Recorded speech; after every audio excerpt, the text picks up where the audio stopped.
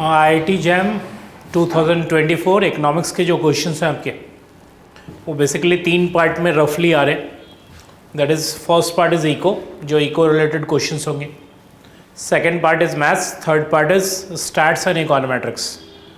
Obviously आज हमारा discussion maths related questions का है. ठीक है, तो जो भी जैम 2024 में मैथ्स रिलेटेड क्वेश्चन आया है उसकी डिस्कशन हम आज करने जा रहे हैं. तो स्टार्ट करें.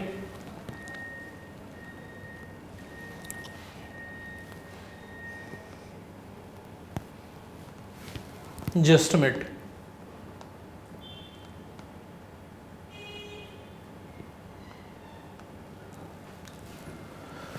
Question number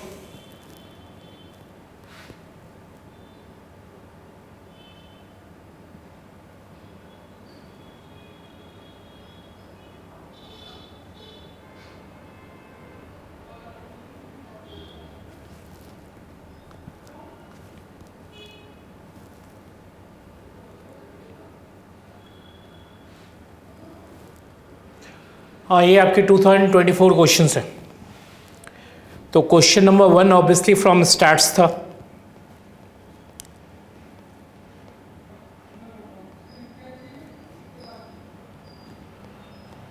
question number first of all 9 number question.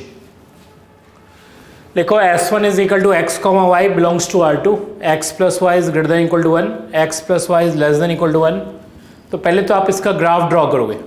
y is greater than equal to x square. ठीक है, और दूसरे केस में सिर्फ इतना ही डिफरेंस है, y is less than equal to x square. तो ये मैं इन दोनों का ग्राफ ड्रॉ करूं आपके लिए. आपसे पूछा है कौन सा कॉन्वेक्स सेट है. तो सबसे पहले फर्स्ट वन मैं यही ड्रॉ कर रहा हूं आपके लिए. By x plus y greater than equal to 1. तो ये आपकी 1 1 वाली लाइन 1 1. ठीक है, next by x plus y greater than equal to 1 है. इसका मतलब 0 0 इसको सेटिस्फाई नहीं करेगी, लाइन के अब ग्राफ होगी. नेक्स्ट है x plus y less than equal to 2. ये लाइन भी मैं आपके लिए ड्रॉ कर देता हूँ. ये आपकी 2 वाली लाइन.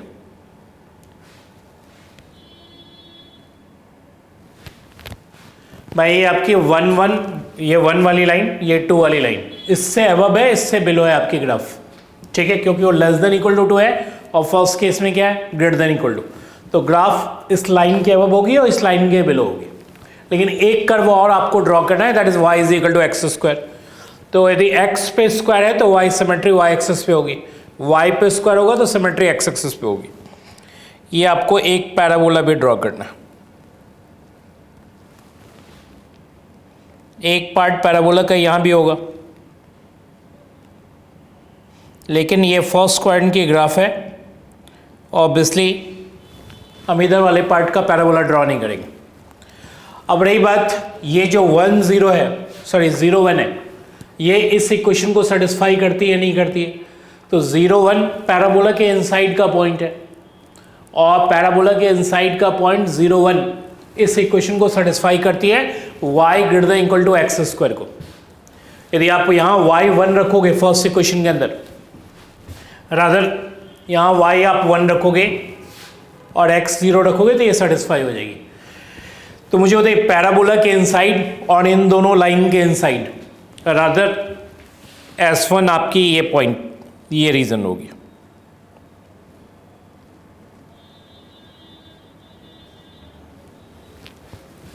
क्लियर.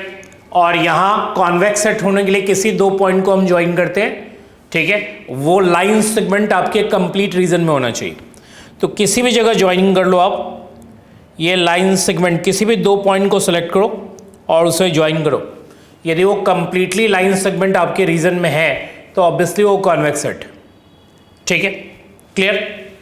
दूसरे केस में S2 वाले केस में एक बात ध्यान रखिएगा, S2 वाले केस में first equation as it is है, second equation as it is है, थर्ड इक्वेशन में वो लेस देन इक्वल टू हो गया. इसका मतलब ग्राफ का ये वाला पार्ट होगा. ठीक है, ये वाला पार्ट आपको इंडिकेट करना है. तो यदि मैं दोबारा इसे ड्रॉ करूं रफली। तो एक पार्ट तो ये हो गया, ये वाला पार्ट हो गया, ये हो गए 1 1 2 2, क्लियर। और ये आपकी y is equal to x square हो गई। अब आपका रीज़न ये वाला होगा। अब आपसे पूछा कॉन्वेक्स सेट है या नहीं, पैराबोला यानी कि प्रॉपर्ली बनेगा जिसमें इस पार्ट को आपको इंडिकेट करने की ज़रूरत नहीं है। अब ये वाला पार्ट आपकी कॉन्वेक्स सेट नहीं होगी, क्योंकि यदि हम ये यानी कि ये लाइन इसको और इसको ज्वाइन करें, ये दोनों जब भी कर्व इस फॉर्मेट का हो तो आप इन दोनों पॉइंट्स को ज्वाइन करोगे तो ऑब्वियसली इस रीजन से आप बाहर आ जाओगे। जैसे ये और ये दो मैं ज्वाइन करूं इससे और इससे, तो आपको मालूम है कि ये लाइन थोड़ा ढंग से ड्रॉ कीजिएगा, कर्व ऐसा होगा थोड़ा सा, तो ये पोर्शन में लाइन आपकी बाहर हो जाएगी इस रीजन से। ऑब्वियसली ये कॉन्वेक्स सेट को सेटिस्फाई नहीं करेगी, क्लियर। और कॉन्वेक्स सेट के डेफिनेशन के अकॉर्डिंग कोई भी दो पॉइंट आप ज्वाइन करोगे, यदि वो लाइन सेगमेंट कंप्लीटली आपके रीजन में है तो ऑब्वियसली वो कॉन्वेक्स सेट है। तो यहाँ ये क्राइटेरिया फुलफिल नहीं हो रही है जब कर्व आपका इस फॉर्मेट का होगा, टिल्टेड, ठीक है।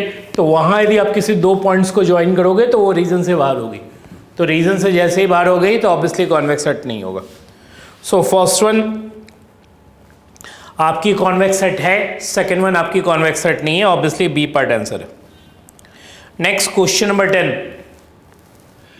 Limit x tends to 0। ये तो बेसिकली फॉर्मूला है, ये 1 लिमिट वाला फॉर्मूले के अकॉर्डिंग ये आपकी सीधा ई होगी। भाई आपने पढ़ा होगा limit x tends to 0 1 + x raise to power 1/x, ये भी आपकी ई होती है फॉर्मूले के अकॉर्डिंग। ये फॉर्मूला ऐसे लिखोगे आप, limit x tends to infinity 1 + 1/x whole raise to power x, ये भी आपकी ई होगी। दोनों ही 1⁻∞ फॉर्मेट का क्वेश्चन है। 1 + 0 दैट इज 1, 1/0 इन्फिनिटी, तो 1⁻∞ फॉर्मेट का क्वेश्चन है, फॉर्मूले के अकॉर्डिंग ये है। Limit x tends to infinity 1 + 1/∞, obviously 0 होगा, 1 + 0 1 raise to power infinity, obviously ये होगा। ये दोनों हैं, आप चाहो तो इसे किसी भी ढंग से सॉल्व करो। सॉल्यूशन यदि आप जानना चाहते हो तो ये तरीका भी है कि आप इसे लिख सकते हो, limit x tends to infinity e raise to power log 1 + 1/x raise to power x, ऐसे करके सॉल्व करोगे। ऑल्दो करने की मेरे हिसाब से ज़रूरत नहीं है, no need for that one, ठीक है।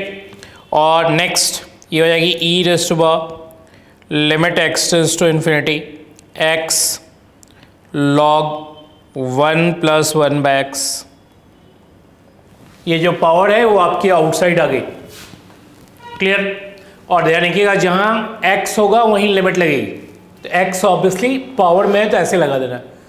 अब ये आपकी हो गई x टेंड्स टू इन्फिनिटी पे हो गई log 1, ये तो 0 हो जाएगी, log 1 इज 0, और ये आपकी हो जाएगी इन्फिनिटी, तो ये फॉर्मेट आएगी इन्फिनिटी × 0, ठीक है। आप इस पर लॉपिटल्स यदि अप्लाई करना चाहो तो कुछ नहीं करना है, क्योंकि ये पावर में 0 × इन्फिनिटी फॉर्मेट बना रही है। तो आप इसे लिख सकते हो, limit x tends to infinity log 1 + 1/x divided by 1/x।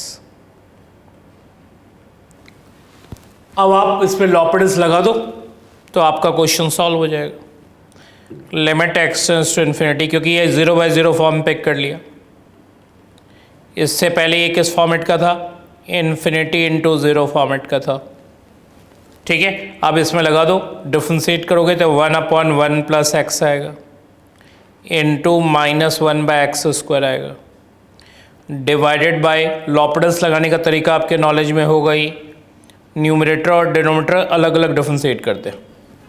तो ये आपकी e रेज़ टू पावर 1/1/∞, तो 1/∞ is 0, 1 + 0 that is 1, 1 divide by 1 that is 1, so e raise to power 1 आएगी, अल्टीमेटली e आ जाएगी। वैसे तो आप फॉर्मूला यदि याद रखो तो वन लाइनर है, सीधा आपका आंसर ये है। ऑब्वियसली ए पार्ट आपका answer. Next question number 11 stats का है, 12 भी आपकी स्टैट्स की है। 13 आ जाओ, क्वेश्चन नंबर 13। आप इसका ग्राफ पहले लीनियर प्रोग्रामिंग सॉल्व करना है, तो आपके जितने भी कंस्टेंट हैं उनको ग्राफ ड्रॉ करो। सबसे पहले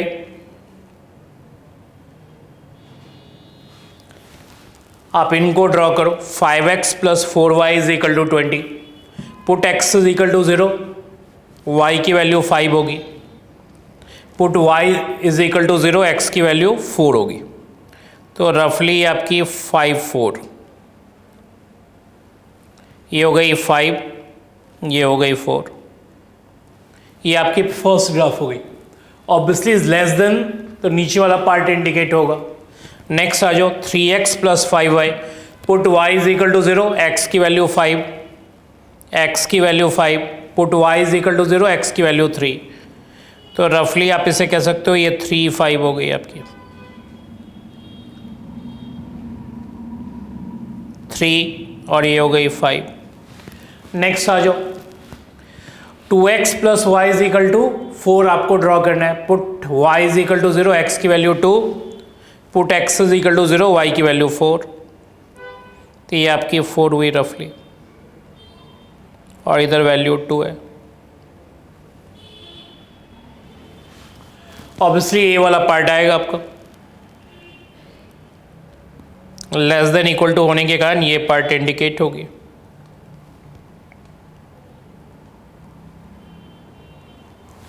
इन दो इक्वेशनों को आपको सॉल्व करना होगा, ठीक है।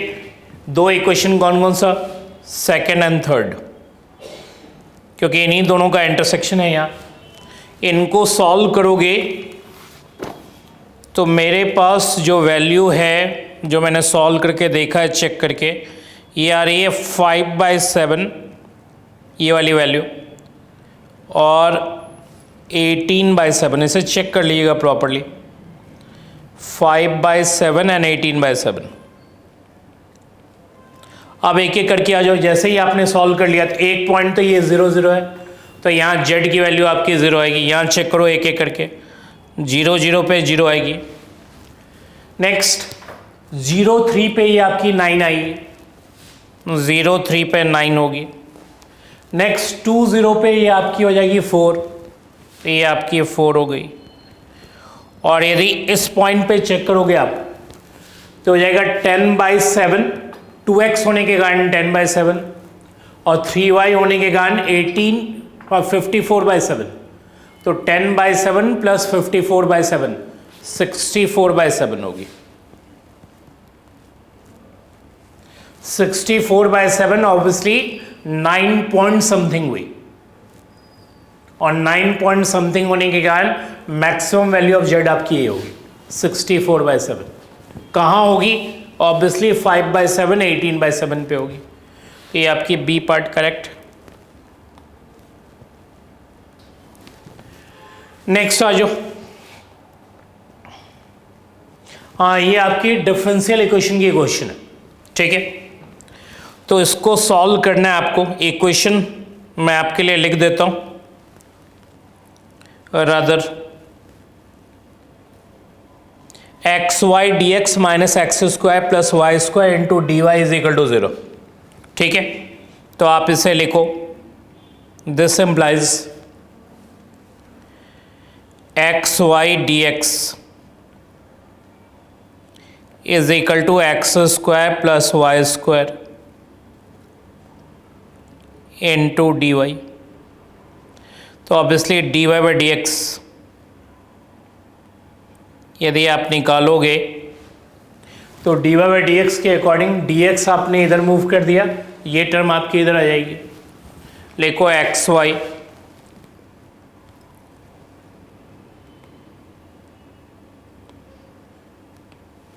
लिखो xy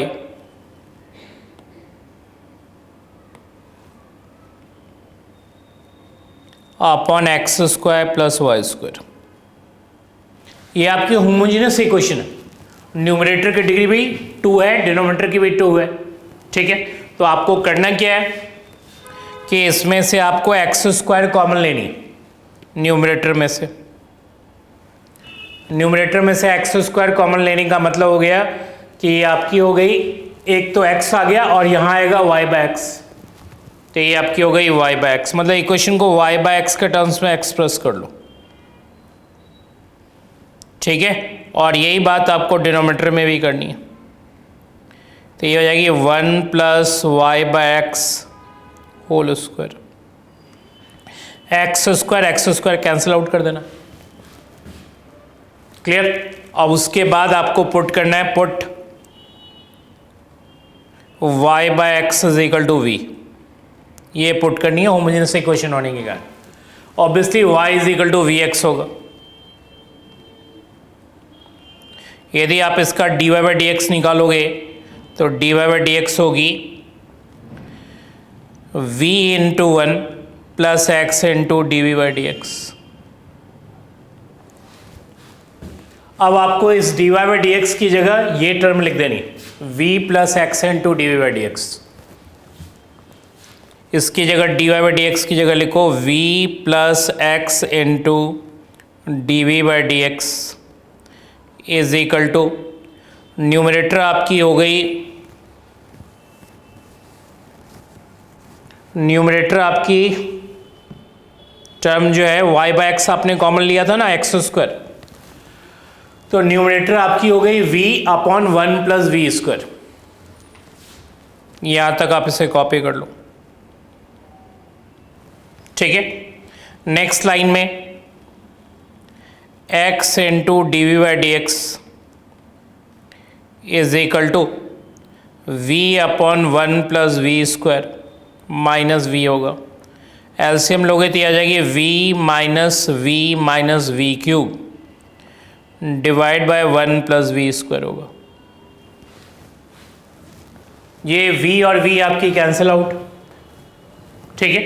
तो v और v कैंसिल आउट होते ही आपकी पोजीशन आएगी x into d v by d x is equal to minus v cube upon 1 plus v square. यहाँ तक की पोजीशन आप क्लियरली लिख लो, क्योंकि थोड़ा सा सॉल्व करना पड़ेगा आपको इसे। अब कुछ नहीं करना है, एक जगह v कर लो, वेरिएबल सेपरेबल का यूज करो, एक जगह v कर लो और एक जगह x कर लो। ये मैं आपको अलग से सॉल्व कर देता हूं, ठीक है, यहां तक के लिए। तो आप ये टर्म इधर कर देना, तो 1 plus v square divide by v cube into d v is equal to d x by x लिख दो। जस्ट अ मिनट, आपकी टर्म आई, जो हमने पोजीशन देखी थी वो थी minus 1 plus v square divided by v cube into d v is equal to d x by x. अब इंटीग्रेट करो, 1 बाई वी क्यूब का इंटीग्रेशन, 1 बाई वी क्यूब का इंटीग्रेशन होगा v raise to minus 3 plus 1 upon minus 3 plus 1। Obviously minus 3 plus 1 आपकी minus 2 हो जाएगी, 1 by v square होगी, plus v square by v cube 1 by v होगी, 1 by v का integration आपकी log v होगी, और इधर आपकी लॉग एक्स होगी। और जब सारी चीज़ें लॉग में चल रही हो तो एक कांस्टेंट भी अटैच करना लॉग में, आप लिखो प्लस लॉग सी। तो ये आपकी हो गई 1 बाई 2,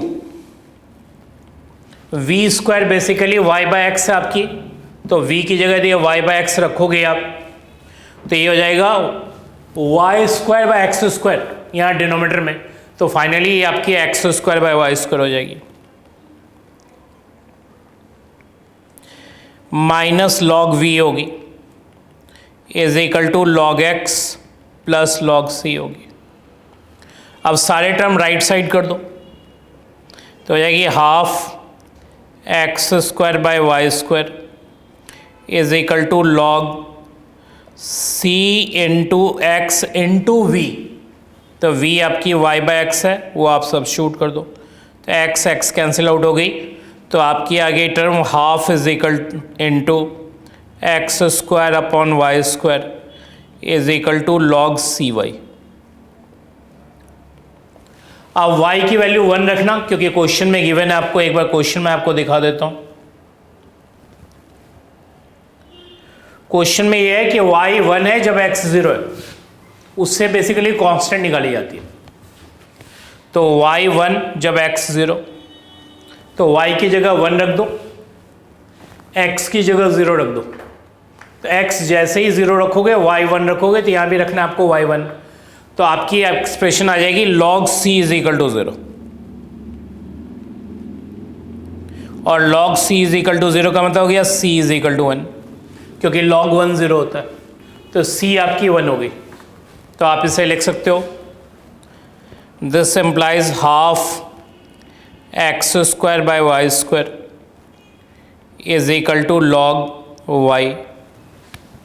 ये 2 आप उधर कर देना, तो ये आपकी हो जाएगी x square by y square is equal to 2 log y. That can also be written as log y square. तो फाइनली वाई स्क्वायर क्या होगी? वाई स्क्वायर आपकी आ जाएगी e raise to power log 2 exponential x square by y square. ये check करो कौन से आंसर में आपके है अवेलेबल। ऑब्वियसली बी पार्ट में अवेलेबल है, ये आपका बी पार्ट आंसर होगा। नेक्स्ट आ जाओ।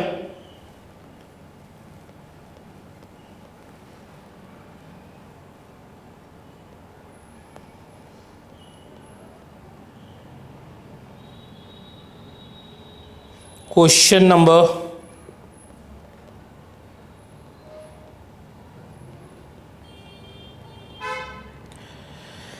ये अब इसके बाद मैथ्स का कौन सा क्वेश्चन है आपका?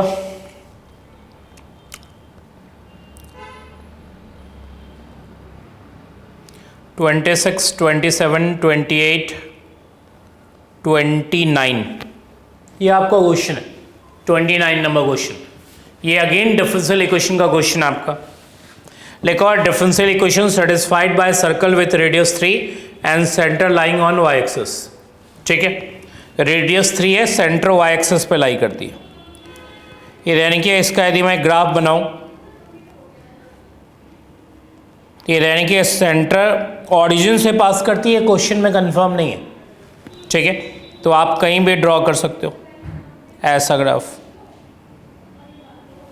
ठीक है, सेंटर वाई एक्सिस पे होगी, रेडियस ये ऑरिजिन से भी पास करते, कहीं भी हो सकती है। क्लियर? लेकिन वाई एक्सिस पे सेंटर, तो वाई एक्सिस पे सेंटर है, तो इसका कोऑर्डिनेट हमने लिख दिया 0, k। सर्कल की इक्वेशन आपके नॉलेज में है, x minus a square y minus b square is equal to radius का स्क्वायर। x माइनस ए का square plus y minus b का square is equal to radius square. A क्या है आपका? ऑब्वियसली सेंटर, ए और B वो 2 point है जो सेंटर को इंडिकेट करते हैं। यानी कि यहाँ k वेरिएबल है, मतलब रादर k पैरामीटर, जिसके ऊपर डिफरेंशियल इक्वेशन बेस्ड होगी। यदि आप सिंगल पैरामीटर में हो तो डिफरेंशिएशन ओनली 1 टाइम अलाउड है आपको। तो आप इसे एक इक्वेशन तो यही होगी, और k क्या है? Obviously parameter, 1 time differentiation allowed है, और आपको ये y माइनस के रिमूव करना है। तो डिफरेंशिएट करो, एक्स स्क्वायर का डिफरेंशिएशन 2x हो गया, ये हो गया 2 into y minus k is equal to 0 into d y by d x भी होगा, be clear this one into d y by d x. तो मुझे बताओ y माइनस के यहाँ से निकाल लो और लाके यहाँ सब्स्टिट्यूट कर दो, उसके साथ ही आंसर आ जाएगा। तो मुझे बताओ यहाँ से पहले तो 2 कैंसिल आउट कर लो, ये हो जाएगी x is equal to minus y minus k, d y by d x is also denoted by y1, इसे लोग y1 से भी डिनोट करते हैं। तो ये आपकी हो जाएगी minus x upon y1 is equal to y minus k. अब ये y माइनस के की जगह सब्स्टिट्यूट कर दो, माइनस एक्स अपॉन y1 यहाँ, उसके साथ ही क्वेश्चन सॉल्व हो जाएगा। तो ये आपकी हो गई एक्स स्क्वायर y माइनस के होल स्क्वायर बेसिकली आपकी हो जाएगी x square divide bye y1 का स्क्वायर इज इक्वल टू 9। ये आप टर्म जो भी है आपको वहाँ जाके सब्स्टिट्यूट करना है फर्स्ट में, ठीक है। अब इसको सिंप्लीफाई कर लो, टेक एक्स स्क्वायर कॉमन, तो ये हो जाएगी 1 plus 1 by y1 square is equal to 9। So finally 1 plus y1 square is equal to 9 by x square. ये आपकी हो जाएगी 1 माइनस y1 स्क्वायर है ना आपकी टर्म, तो आप इसे लिखो 1 upon y1 square is equal to 9 by x square minus 1, that is 9 minus x square divide by x square. इसको रेसिप्रोकल कर दो, दोनों साइड करना, तो y1 square is equal to क्या होगा x square divide by 9 minus x square. मतलब y1 square का मतलब हो गया d y by d x, ठीक है। D y by d x का square is equal to x square divide by 9 minus x square. ये चेक कर लो आप, d y by d x square is equal to x square divide by 9 minus x square. Obviously वो c part में आपका, तो C part correct answer है। Next question number 31 से ऑनवर्ड मल्टीपल चॉइस की तरफ आप जा रहे हो, मतलब एक से ज्यादा आंसर्स 31 टू 40 में।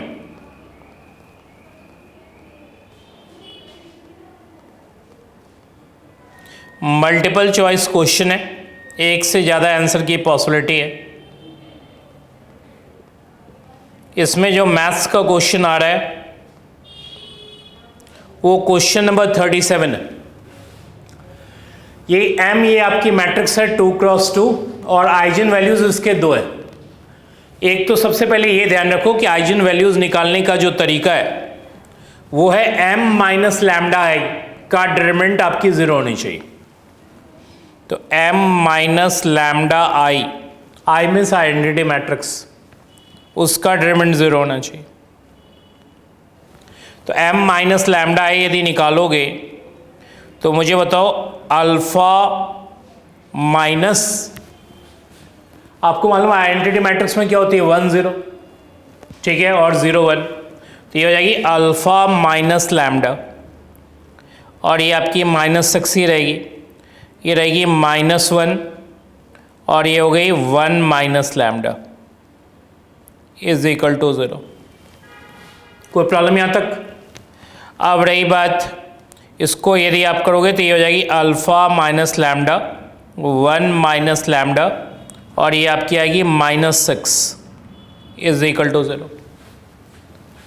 अब उन्होंने ये कहा है कि आइजन वैल्यू दो, आपको मालूम है ये क्वाड्रेटिक इक्वेशन आई है इन टर्म्स ऑफ लैम्डा, तो quadratic equation in terms of lambda होगी तो लैम्डा की दो वैल्यू होगी, ठीक है, जिसमें एक वैल्यू उन्होंने आपको दे दी 4, दूसरी वैल्यू को कह रहा है बीटा। क्लियर? तो जब लैम्डा 4 होगा तो हमें देखना है कि अल्फा की वैल्यू क्या होगी, क्योंकि एक तो गिवन है उन्होंने आपको दे दिया, तो दे दिया तो आपके लिए और इजी है। तो लैम्डा यदि 4 हुआ, आपको कहना है कि when lambda is equal to 4, तो ये हो जाएगी अल्फा -4, 1 - 4 आपकी -3 हो गई इज इक्वल टू 6 हो गया, ठीक है। ये आपकी -3 हो गई और ये टर्म उधर जाके 6 हो गया। 6 को -3 से डिवाइड दो तो -2 आएगा, तो इसका मतलब अल्फा -4 आपकी हो गई -2, तो अल्फा की वैल्यू आपकी 2 हो गई। उन्होंने अल्फा की वैल्यू के लिए सेफ रूट दे दिया आपको कि अल्फा निकाल लो। अब जैसे अल्फा निकल गया तो आपका क्वेश्चन इजी हो गया, क्योंकि आप अल्फा की जगह 2 रख दो यहाँ, और 2 minus lambda 1 minus lambda -6 is equal to 0, ये क्वाड्रेटिक इक्वेशन आप सॉल्व कर लो। तो 2 minus lambda 1 minus lambda -6 is equal to 0, ये आपकी हो जाएगी लैम्डा स्क्वायर और हो जाएगी -3 लैम्डा, ठीक है, और ये आपकी हो जाएगी +2, तो आई थिंक -4 आ जाएगा, इज इक्वल टू 0। ठीक है, ये आपकी ब्रेकअप होगी आई थिंक लैम्डा -4 और लैम्डा +1 इज इक्वल टू 0। तो लैम्डा की वैल्यू 4 हो गई जो ऑलरेडी गिवन है। दूसरा लैम्डा की वैल्यू आपके पास आ जाएगी, that is lambda is equal to -1। तो ऑब्वियसली ये आपकी उन्होंने क्वेश्चन में दे रखा है कि दूसरा जो रूट है वो बीटा है उनका। भाई अल्फा और बीटा दोनों ही आ गई आपके पास। तो अब आपसे पूछ रहा है कि अल्फा प्लस बीटा, पहले पूछा अल्फा प्लस बीटा, तो अल्फा प्लस बीटा मतलब अल्फा की वैल्यू 2 है, बीटा की वैल्यू -1 है। ठीक है, इन दोनों का एडिशन 1 होगा, बिल्कुल सही है, ये होगा क्योंकि 2 - 1 1 होता है। Next, rank of a matrix, पहले तो हम बी पार्ट में बाद में जाएंगे। रैंक ऑफ अ मैट्रिक्स उन्होंने कहा है M2 होगी। तो मुझे बताओ रैंक ऑफ अ मैट्रिक्स यदि ये 2 कह रहा है और ये 2 क्रॉस 2 है, तो ऑब्वियसली रैंक सीधा निकालो, अल्फा की वैल्यू 2 है। यदि determinant of M not equal to 0 तो रैंक 2 होगी। तो अल्फा यदि 2 है तो ये हो गई 2 × 1, ऑब्वियसली 2, और हो गई -6, तो डिटरमिनेंट इसकी आ रही है -4। जब अल्फा 2 है, ठीक है, तो ये हो गई 2 - 6, ऑब्वियसली -4 हुई, नॉट इक्वल टू 0, तो रैंक तो 2 कंफर्म हो गई। नेक्स्ट, m² + m इन्वर्टिबल होगा। तो भाई m² + m तो तब इन्वर्टिबल होगा ना जब इसका डिटरमिनेंट नॉट इक्वल टू 0। तो आप इसे ब्रेक कर दो, m × m + i, इसका डिटरमिनेंट ये हो जाएगी determinant of m + i not equal to 0, जिसमें डिटरमिनेंट ऑफ m तो नॉट इक्वल टू 0 है, तभी तो रैंक 2 हुई है। डिटरमिनेंट ऑफ m + i के लिए क्या करना पड़ेगा भाई, अल्फा में आइडेंटिटी मैट्रिक्स मतलब अल्फा 2 हो गई, m में i ऐड करनी होगी। तो m में यदि i ऐड करोगे तो अल्फा तो 2 है और आइडेंटिटी मैट्रिक्स से 1 आएगी, तो ये हो जाएगी 2 + 1 दैट इज 3। ठीक है, और ये 1 + 1 हो जाएगी क्योंकि आइडेंटिटी मैट्रिक्स 1 0 0 1 होती। तो यहाँ वाले एलिमेंट को 1 इंक्रीज करेगी, यहाँ वाले एलिमेंट को भी 1 इंक्रीज करेगी। तो ये 2 पहले था तो ये हो गई 3 m + i के कारण, और ये हो गई 2, तो 3 2s are 6 -6 ऑब्वियसली 0। तो इसका डिटरमिनेंट आपका 0 आ गया, ऑल्दो ये नॉन 0 है। तो फाइनली ये डिटरमिनेंट आपकी 0 आ गई क्योंकि इसका डिटरमिनेंट 0 है। इसका डिटरमिनेंट यदि 0 है तो ऑटोमेटिकली 0 हो गई। तो 0 होते ही इन्वर्टिबल नहीं होगी। Got it? इन्वर्टिबल होने के लिए डिटरमिनेंट नॉट इक्वल टू 0 होना चाहिए, इसका डी पार्ट होने के कोई चांसेस नहीं है। अब रही बात आइजन वेक्टर आपको निकालनी है corresponding to beta is equal to 1। Beta की वैल्यू क्या है? बीटा की वैल्यू -1। तो आइजन वैल्यू निकालने के लिए आपके पास m - λi × x 0 मैट्रिक्स होनी चाहिए। क्लियर? जहां लैम्डा की वैल्यू उन्होंने कहा है कि -1 रादर बीटा की वैल्यू ले लो, तो ये बेसिकली m + i हो जाएगा। लैम्डा ऐसे ही -1 रखोगे तो m + i हो जाएगा × x is equal to 0 matrix. इसको अलग से सॉल्व कर देता हूं मैं आपके लिए।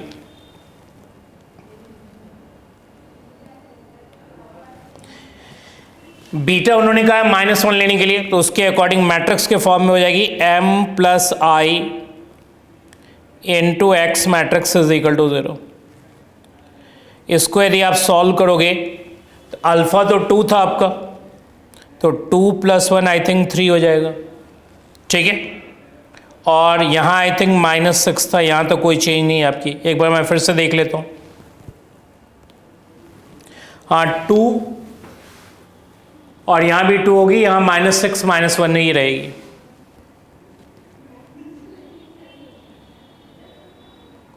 जस्ट अ मिनट, -6 -1 ही रहेगी और ये आपकी 2 हो जाएगी, और x1 x2 is equal to 0 means 0 matrix. आप इस मैट्रिक्स को सॉल्व कर लो, कोई बहुत बड़ी बात नहीं है। ठीक है, ये आपकी हो जाएगी एलिमेंट्री रो ऑपरेशन लगाओगे, रादर पहले इंटरचेंज कर लो। -1 2 3 -6, no change in x1 x2। Change जो होगा वो कांस्टेंट में होगा, लेकिन दोनों ही कांस्टेंट आपके 0 है। इंटरचेंज करोगे तो कोई चेंजेस नहीं आएगी। अब इसके हेल्प से इसको 0 कर लो।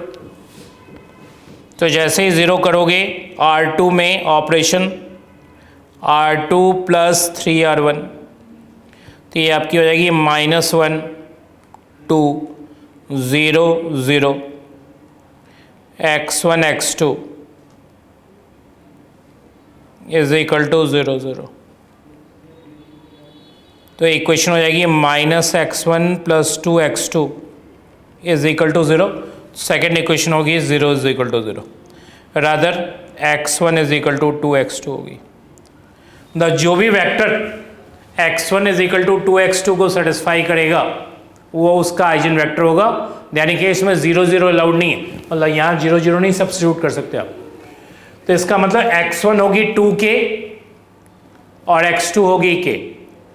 क्लियर?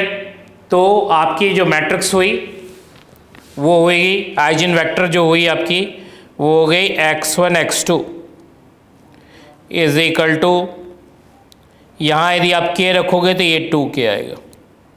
ऐसा कोई भी वेक्टर, ठीक है, जहाँ k 0 नहीं होना चाहिए। तो 2k k वाला कोई भी वेक्टर आपका चल जाएगा, वो देख लो। 2k k वाला रिलेशनशिप यदि होगी तो ऑब्वियसली इक्वेशन को सेटिस्फाई कर जाएगी। तो 2k और k, 2k k लग रहा है। ट्रांसपोज का मतलब जो वेक्टर आपने लिख रखा है कॉलम में वो उस रो में चला जाएगा। सॉरी, जो कॉलम वेक्टर में लिखते हो वो आपकी इस फॉर्मेट में लिखी जाएगी। तो इसका मतलब बी पार्ट भी करेक्ट, डी पार्ट करेक्ट नहीं। नेक्स्ट आओ क्वेश्चन नंबर 38। ये जो है 2 वेरिएबल लिमिट कॉन्टिन्यूटी है, ठीक है। मैं आपको बता देता हूं इसका ट्रिक क्या है।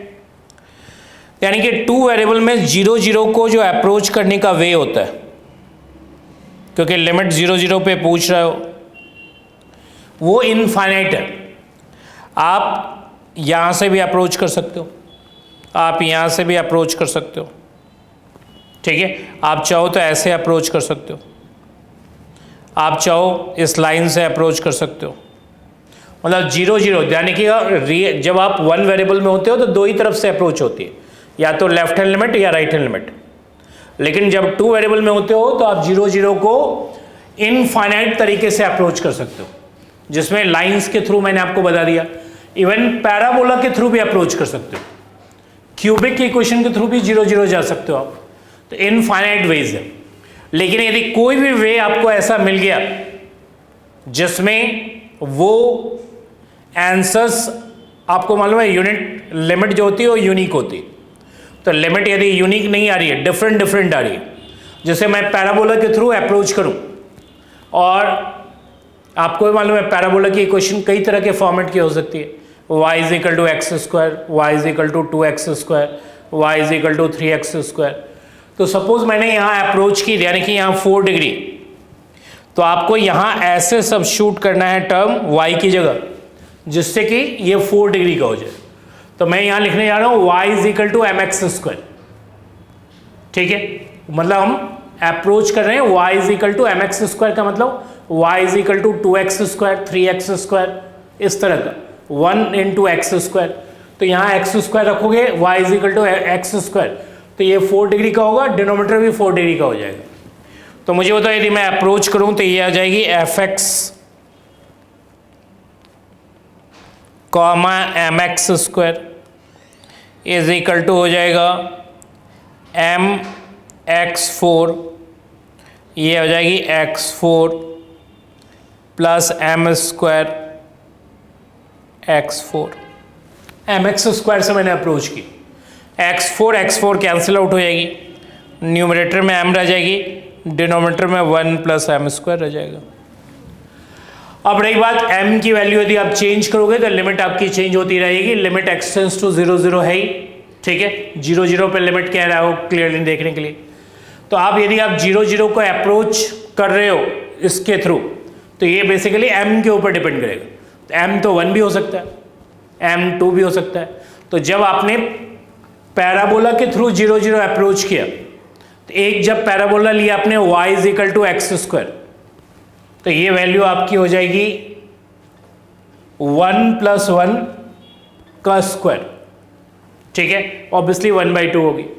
लेकिन एक 2 के अराउंड पूरा अप्रोच करोगे तो हो जाएगी 2 + 5, ऑब्वियसली 2 प्लस, तो 2/5 हो जाएगी। तो ये m के डिफरेंट वैल्यूज़ के लिए डिफरेंट लिमिट्स आएगी। तो ये रही आपकी लिमिट, क्योंकि ये उन्होंने कहा है लिमिट निकालो, तो limit x, y tends to 0 0। तो जब आप 0 0 को अप्रोच करोगे, ठीक है, तो डिफरेंट m के लिए डिफरेंट लिमिट्स आएगी। लिमिट तो यूनिक होती है, इसका मतलब लिमिट इस केस में एग्जिस्ट नहीं करेगी। तो जब लिमिट ही एग्जिस्ट नहीं करेगी तो कॉन्टिन्यूस होने के कोई चांसेस नहीं है। क्लियर? जब लिमिट ही नहीं है तो कॉन्टिन्यूटी कहाँ से हो सकती है? तो पहला वाला तो रॉन्ग हुआ ही हुआ, उसने इसको भी रॉन्ग कर दिया। ये कह रहा है नॉट कॉन्टिन्यूस, ठीक है, नॉट कॉन्टिन्यूस एट 0 0। ये तो करेक्ट हुई ना, करेक्ट ढूंढना। तो करेक्ट तो मेरे हिसाब से भाई लिमिट 0 है, तो लिमिट तो 0 नहीं हुई, ऑब्वियसली ये करेक्ट नहीं है। लेकिन ये कह रहा है नॉट कॉन्टिन्यूस एट 0 0, तो ऑब्वियसली ये आपकी सेटिस्फाइड है। नॉट वर्ड के कारण सेटिस्फाई होगी। ये कहता है कॉन्टिन्यूस एट 0 0, जब लिमिट ही नहीं है तो कॉन्टिन्यूस होने के कोई चांसेस नहीं है। तो ये पार्ट तो आपकी करेक्ट हो गई, सी पार्ट, ठीक है, क्योंकि लिमिट नहीं होने पे कॉन्टिन्यूटी नहीं होगी, लेकिन नॉट कॉन्टिन्यूस करने के कारण ये ठीक है। अब रही बात fx 0 0 और इसको चेक करना है, तो fx 0 0 का सीधा सा फॉर्मूला है कि हो जाएगी limit h tends to 0 f0 + h, 0 minus f of 0 0 upon h, जो डिफरेंशियबिलिटी का डेफिनेशन है। तो 0h यदि आप सब्स्टिट्यूट करो तो x की जगह तो h सब्स्टिट्यूट होगा, लेकिन y की जगह तो 0 सब्स्टिट्यूट होगा। तो ये जैसे ही y 0 रखोगे तो ऊपर 0, न्यूमरेटर में 0 आ गई, तो ऑटोमेटिकली एक्सप्रेशन 0 हो जाएगी। तो h 0 पे ये एक्सप्रेशन 0, तो 0 0 पे तो 0 दिया ही हुआ है, तो न्यूमरेटर 0 हुई, तो ये आपकी हो जाएगी 0 - 0 अपॉन h, तो ये 0 हो गई। ऐसे यदि fy 0 0 निकालोगे तो हो जाएगी limit k tends to 0 f0, 0 + k minus f of 0 0 divided by k, हो जाएगी 0 - 0 divide by k, that is 0। इसका मतलब fx भी एग्जिस्ट करेगा और fy भी एग्जिस्ट करेगा आपका। उन्होंने कहा है कि both do not exist, obviously ये रॉन्ग आंसर है। fx 0 0 कह रहा है कि 0 होगा, ये राइट आंसर है। तो ऑब्वियसली 2 राइट हुए 2 रॉन्ग हुए, क्वेश्चन में करेक्ट पूछ रहा है, तो इसका मतलब बी और सी होगा। नेक्स्ट आ जाइए,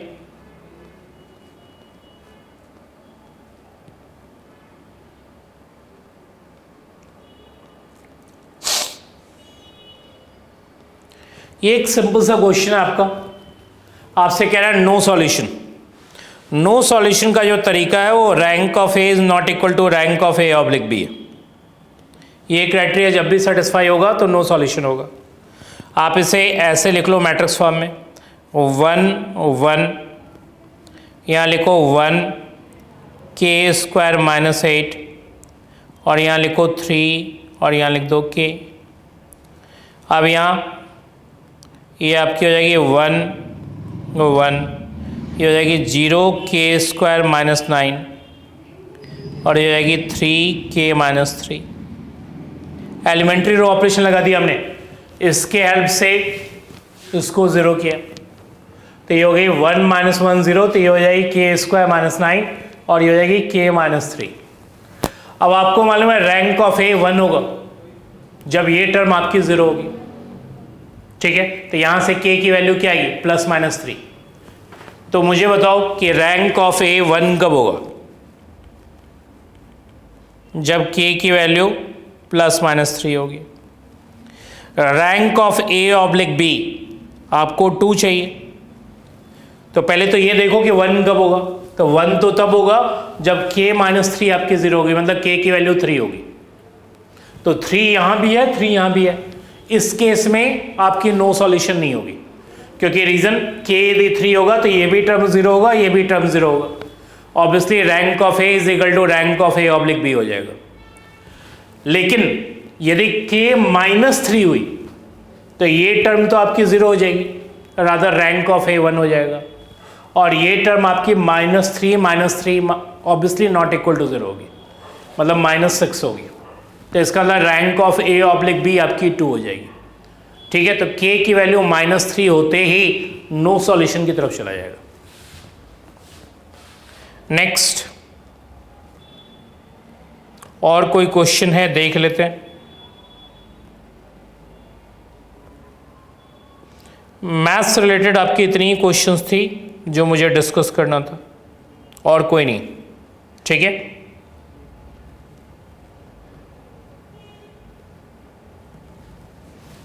तो मैंने जितने भी मैथ्स रिलेटेड जैम में जितने भी क्वेश्चंस आए थे सारे मैंने आपके लिए डिस्कस कर दिए। ठीक है, स्टिल कोई प्रॉब्लम हो तो कंसल्ट कर सकते हैं। आज के लिए यहीं तक।